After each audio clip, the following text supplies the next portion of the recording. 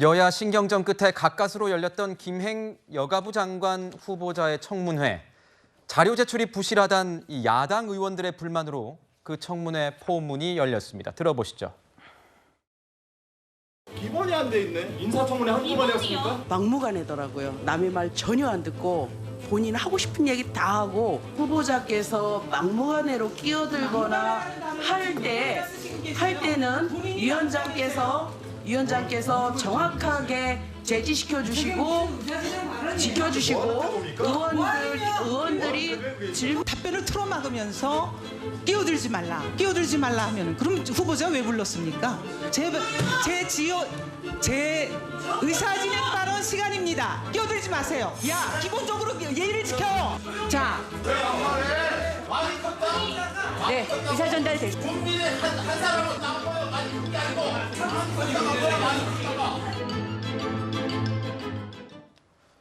네, 시작부터 고성과 막말이 오간 청문회장 모습 보셨습니다. 질의와 해명이 오가는 과정에선요, 감정이 섞인 공방이 벌어지기도 했습니다. 이어서 보시죠. 저는 후보자께서 성공한 코인쟁이 그 의구심을 떨쳐버릴 수가 없습니다. 저희 회사는 코인을 스티메이트하고 한 적이 단 한 번도 없습니다. 그러면 내역 공개하세요. 네, 아니 없어요.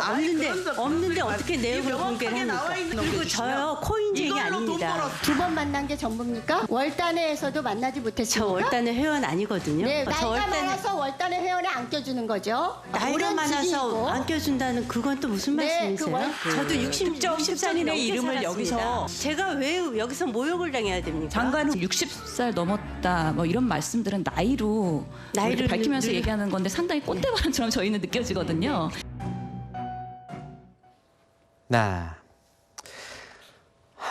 네, 참.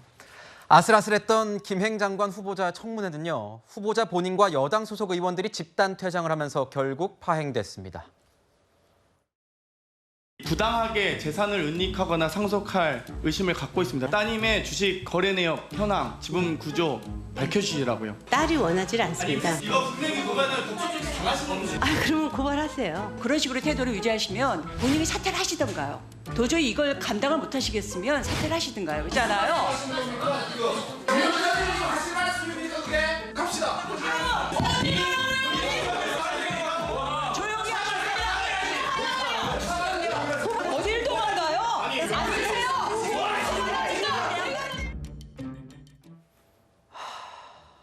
죄송합니다. 제가 보고 있다 보니까 저도 모르게 고개가. 어떻게 보셨습니까? 예, 뭐 저런 어떤 태도나 뭐 저런 질의 같은 경우 이제 국민들을 다 실망하시는 건데요. 근데 이제 더 본질로 들어서 김행 후보 입장에서도 보면 이제 36개 주랭랑이라고 하는데 지금 36개 김행랑이라고 해서 청문회 후보가 정회한 겁니다. 정회. 그냥 사내가 아니고 정회 치다가 들어오세요 했는데 집에 가버렸습니다.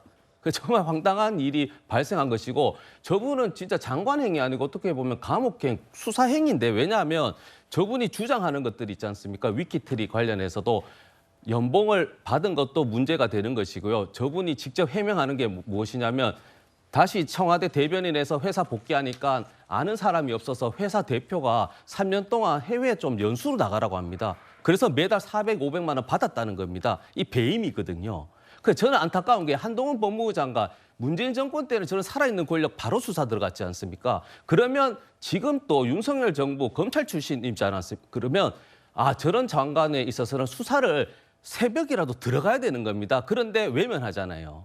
그렇기 때문에 김행 장관에 대해서 문제가 있고 더 나가서 한동훈 법무부 장관이 인사 책임자고 그리고 또 검찰을 또 국민들이 아시는 거죠. 왜 야당만 저렇게 수사를 신속하게 하지도 않고 질질 끄는데 왜 저렇게 명확하게 수사 대상인데도 수사를 하지 않는지. 그래서 이 부분은 좀 떼어 나가지만 결국에는 김행 장관 본인이 지금 주랭랑 친 것처럼 저는 저분에 대한 문제가 굉장히 크다라고 말씀을 안 드릴 수가 없습니다. 서재원 부대변님의 이런 의견, 입장에 대해서는 서정훈 변호사님 어떻게 생각하시는지도 궁금하고 이런 상황인데 윤 대통령이 김행 후보자 임명 강행할까요? 어떻게 보십니까?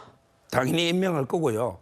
지금 이게 김행 후보자가 수사 대상이 아니고 후보자는 이제 거짓말하면 처벌하는데 국회의원은 허위 폭로함에게 어떻게 처벌할 겁니까? 저는 오히려 국회의원들이 정말 수준이 이렇게 떨어지나 옛날에 1995년에 박대동 의원 4천억 비자금 노태우 폭로할 때요. 계좌 딱 흔들었잖아. 아니 최소한 이게 코인 계좌 정도 하나 흔들고 질문해야지. 전혀 없는 걸 허위 폭로를 하고 있잖아요. 코인은. 그다음에 주식 파킹도 마찬가지. 그게 신우만 있는 게 아니고 동업자는 사이가 안 좋아요. 근데 동업자가 왜 그러면 가만히 있겠습니까? 말도 안 되는 게 억지 주장을 하고 있다는 거예요. 네.